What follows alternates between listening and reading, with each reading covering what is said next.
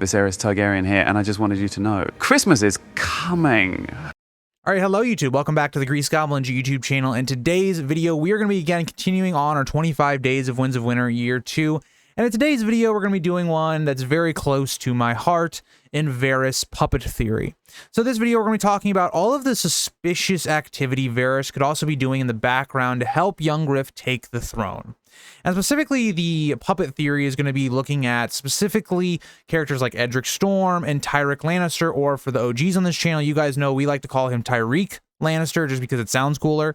And so maybe some other things that Varys could be doing in the future. So let's take a look and figure out why this would be.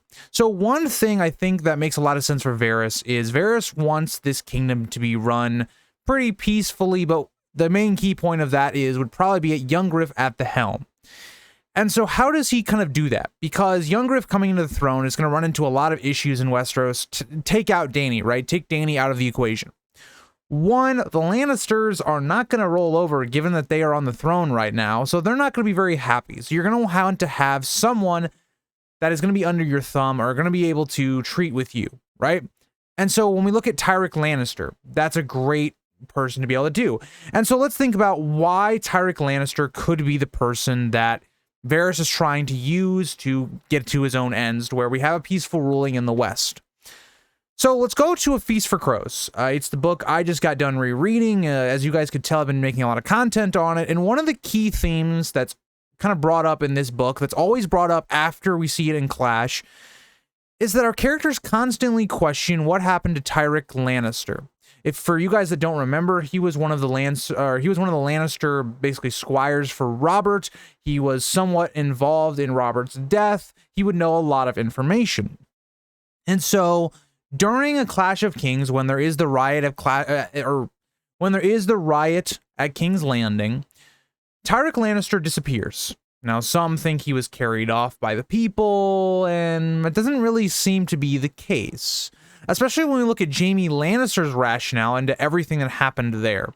One, we know that Varys was not on this trip. He was not part of the riot. He was not there, which makes you think that Varys would have known this was going to happen, or two, incited it. Because Varys pretty much knows everything. Something that Jaime points out is that he knows everything. And then when we look at everything that happens afterward, there's never a body found, which maybe you could think, okay, well, if you're someone that kidnapped Tyrick Lannister, you don't want his body to ever be found because of Tywin Lannister killing your entire family. That's possible, right? But at the same time, I find it just as likely, or even more likely, that someone that needed him would have taken him. Because what does Tyrick Lannister also give you besides having a Lannister that you can maybe put into a puppet state and ruling in the West? Well, the other idea would be, okay, he's going to know a lot of damning evidence about Cersei's reign because he was very close to her. He was very close to Robert. He would know a lot of things that would really damage the Lannister reputation. And so that's really important to understand as well.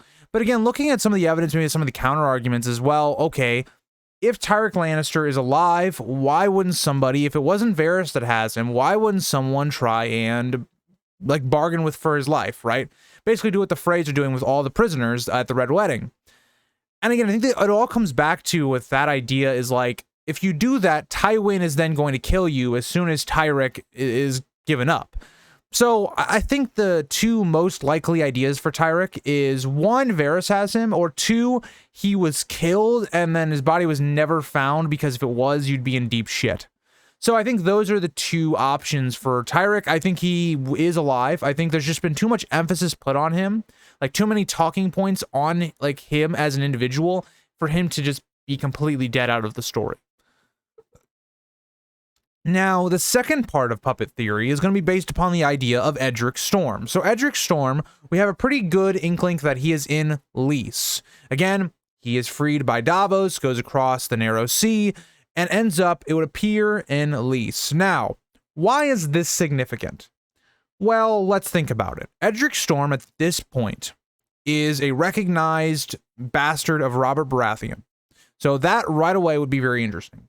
Now, the other part of this is Stannis looks like he is probably going to die in the north. Renly is dead. Robert is dead. So the male like line is pretty much dead. Like Shireen is the only kid of those three that is like legitimate, and that would be Shireen. So, okay, but Shireen is a woman, and we've seen how that plays out in the past. I mean, House of the Dragon is basically, you know, doing that whole idea. So having a recognized bastard in Edric Storm in your position would be extremely valuable, given that the Stormlands don't really have a ruler at this point. Stannis has a claim to it, but he doesn't look like he's going to survive to claim it and, you know, keep ruling it. And so I think, given the fact that Varys himself was born in Lys, he would have a lot of spies there. He would have a lot of informants there. And I think it's very logical that he would be able to find Edric. Now, why find Edric? Now, besides his value as, again, a ruler in the Stormlands under his thumb, the other idea would be, again, just like we talked about with Tyrick, Edric would be somebody that could show a lot of the crimes of the Lannisters, right? Think about it like this. One of the major things that Ned uses in trying to figure out what happened with Jon Arryn was he finds the bastards. He finds Gendry. And that really disproves that Cersei's kids were not actually with Robert. And that's what we could see Varys doing to try to disclaim Tommen and Myrcella. We see this exact thing happening with Littlefinger right now and trying to get the tapestries as well. So it's another good idea to do that as well. Now, the one thing that I think when we look at this whole puppet theory that's missing, right, is Varys doesn't really have a plan for like the Riverlands, for instance, or the Vale. Dorne is already going to be kind of married into Youngriff, so he's not going to worry about that. The Reach is an interesting one because I think the Reach, you're already going to be seeing people betray the Tyrells because I think it makes sense to go over to Youngriff's cause. So I think the one area you're kind of looking at for Varys in this puppet theory is what does he do with the Riverlands, the North, and the Vale? And that's the most difficult part because you know you can't install a puppet ruler in the North because you need a Stark, and there just aren't any, right? There's not any available choices. The best case scenario for Varys would be to get Sansa, but he has no idea where Sansa is to this point, and even if he did get her, I don't think Sansa would be used as a puppet anyway.